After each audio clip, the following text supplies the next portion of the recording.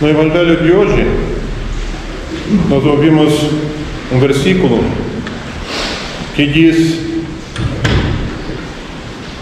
vós adorais o que não conheceis, nós adoramos o que conhecemos, pois a salvação vem dos judeus. Mas a hora vem, e agora é, em que os verdadeiros adoradores adorarão o Pai em espírito e em verdade, pois o Pai procura aos que assim o adorem. E esse versículo torna-se uma pedra para tropeço de muitos protestantes, de praticamente todos os protestantes, somente nos dias de hoje, quando existe às vezes aberta, às vezes velada perseguição a todos os sinais materiais, físicos da fé. Ícones, cruzes, relíquias dos santos, a Sagrada Eucaristia. Falam eles que, usando este versículo da Sagrada Escritura, que nada disso é necessário, porque Cristo falou que adora-se ao Pai em espírito. Se todos os sinais físicos, materiais da nossa fé fossem realmente desnecessários, fossem realmente supérfluos, Cristo não teria descido dos céus, se encarnado na Virgem Maria, se feito homem, sofrido como um homem na cruz, para a nossa salvação. Simplesmente desceria em espírito dos céus, e em espírito operaria a salvação das nossas almas. Mas não, ele se encarnou, ele foi homem como todos nós, com exceção do pecado. Se essa teoria dos protestantes fosse verdadeira, válida, no Antigo Testamento, no qual a maior parte dos protestantes se baseia mais firmemente, não haveria a necessidade da Arca da Aliança. Não precisa da Arca da Aliança, não precisa guardar a vara de Arão, o pote com o maná, as tábuas da lei. Tudo é desnecessário, isso tudo é físico, material. Nós só precisamos do espiritual. Mas não, Deus deixou aos seus fiéis as indicações de como deveria ser guardado, como deveria ser construído o templo, como deveria ser feita antes da construção do templo, como deveria ser feita a tenda onde ficaria a Arca da Aliança. Ele não teria mandado do céu o maná para alimentar o povo no deserto. Ele teria mandado o Espírito. Vocês não precisam se alimentar fisicamente. Vocês se alimentem simplesmente espiritualmente, e com isso vocês estarão salvos. Portanto, quando nós veneramos os ícones, quando nos prostramos diante da cruz, quando corremos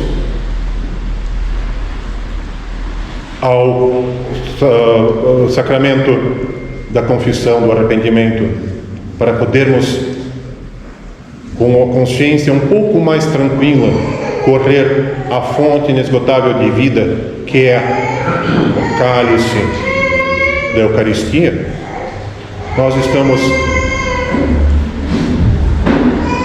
venerando nós estamos cumprindo aquilo que já foi deixado por Deus desde o princípio. E aquilo que foi confirmado com a vinda dele à terra em corpo. Ele se encarnou da Virgem Maria. Está escrito no símbolo da fé, aquilo que nós professamos diariamente. Portanto, o Espírito e o corpo caminham juntos nessa vida. O corpo, como os santos padres, alguns chamam, é o burrinho da alma. A alma usa o corpo enquanto tem necessidade nessa vida, mas nós muitas vezes fazemos o contrário. O corpo usa a alma. Nós vivemos mais para o corpo do que para a alma. Nós vivemos para satisfazer as coisas deste mundo. Nós vivemos para satisfazer as coisas desse mundo. E procuramos desculpas. Sim, eu sei que preciso ser melhor, mas o meu corpo é fraco, e quando puder ter mais forças, eu vou me dedicar mais à salvação da minha alma. Procurai antes de tudo o reino dos céus, e todo o resto se achegará a vós. Está no Evangelho, são as palavras de Cristo. Portanto, devemos acordar, devemos ter mais atenção, procurar realmente as coisas do reino dos céus, nas mais pequenas coisas desse dia a dia.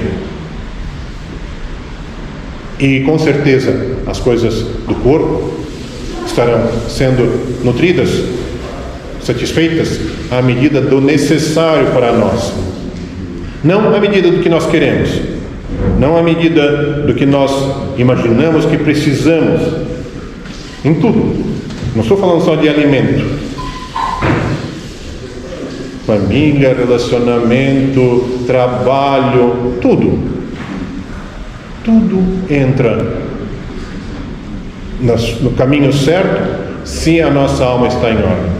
Se a nossa alma está bagunçada, se a nossa alma está em alvoroço, nada das coisas do mundo entram em ordem. Portanto, vamos nos esforçar a adorar a Deus em espírito, sim, em primeiro lugar, mas também com o corpo, para que o corpo, que é o receptáculo do Espírito Santo. Nós recebemos o Espírito Santo no crisma de uma forma material. A unção do crisma é feita como? Com o mirra, aquilo que é preparado pelos bispos, aquele